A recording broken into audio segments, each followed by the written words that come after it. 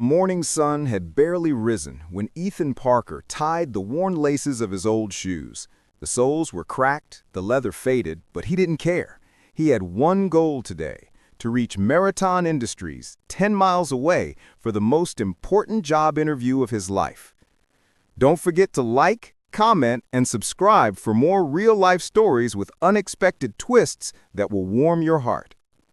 He quietly peeked into the small bedroom of his daughter, Lily, who was just 6.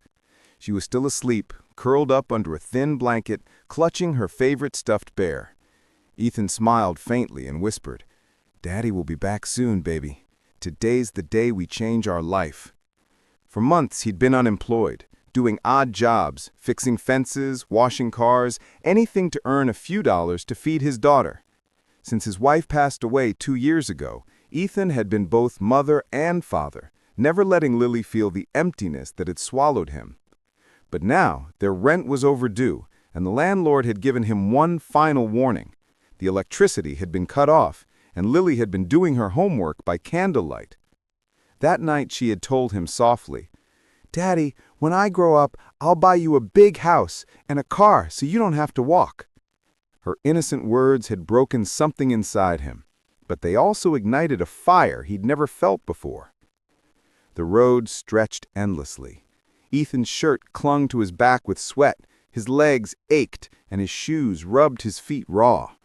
He carried a small folder with his resume, neatly printed at the local library, and the only formal clothes he owned: a faded shirt, a tie with a loose thread, and trousers a size too big.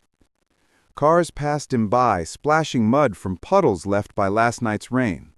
A few drivers slowed down, stared for a moment, and then drove off. At one point, he stopped by a roadside store and asked the owner if he could refill his water bottle. The man looked at him with pity, filled the bottle, and said, "You've got a long way to go, friend." Ethan nodded with a tired smile. "Yeah, but it's worth it." What he didn't know was that a few miles behind him, a black Mercedes SUV was slowly following him. Inside sat Mr. Jameson Cole, the CEO of Marathon Industries, on his way to the very same office where Ethan was heading. Jameson had noticed the man hours ago, walking with determination, never stopping for long. Something about Ethan's persistence caught his eye. The CEO asked his driver to stay behind him and watch. "Let's see where he's going," Jameson murmured, intrigued. By the time Ethan reached Marathon's glass building, his feet were blistered and his shirt was soaked.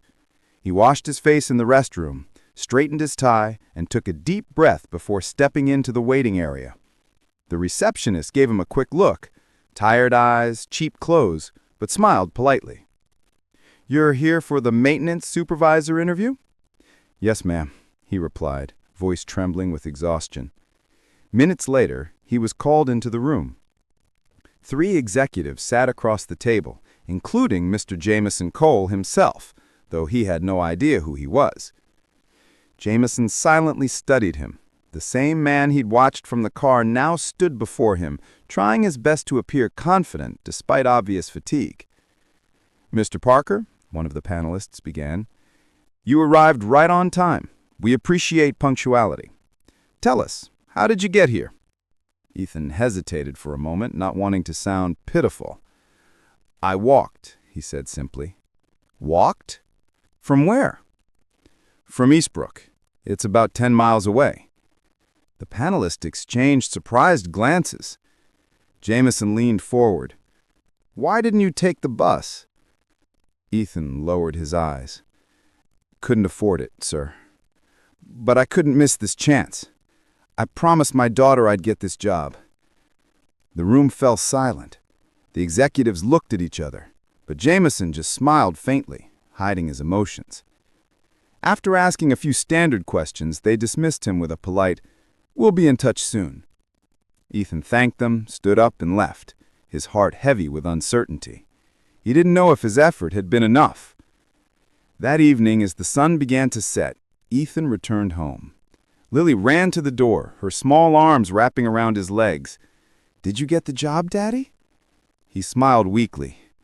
"I'm not sure yet, sweetheart, but I tried my best." He tucked her into bed that night, whispering, "No matter what happens, Daddy will always keep his promise." The next morning, just as Ethan was about to head out to look for another job, there was a knock on the door. A man in a suit stood there, holding an envelope. "Mr. Parker?" he asked. "This is for you, from Marathon Industries." Ethan tore it open with trembling hands. Inside was a job offer letter, and not just for the maintenance supervisor position. The letter said, "We were deeply moved by your dedication, determination, and love for your daughter.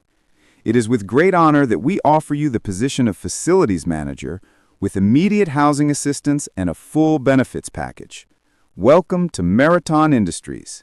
Jamison Cole, CEO." Ethan couldn't believe his eyes. He sank to his knees, tears streaming down his face. Lily ran to him, confused but smiling. "Daddy, why are you crying?" He hugged her tightly. "Because, baby, dreams do come true." A few weeks later, Ethan stood in his new uniform at Marathon's building. His office was modest, but it was his. That afternoon, Mr. Jamison Cole stopped by. "I saw you walking that morning. I followed you for miles. Your determination reminded me of my own father. He walked every day so I could study. I couldn't let your effort go unnoticed." Ethan's eyes filled again. "Thank you, sir. I won't let you down." Jamison smiled warmly. "You already haven't." As he watched him walk away, he whispered a silent prayer of gratitude. Then he took out a small photo of Lily from his pocket and placed it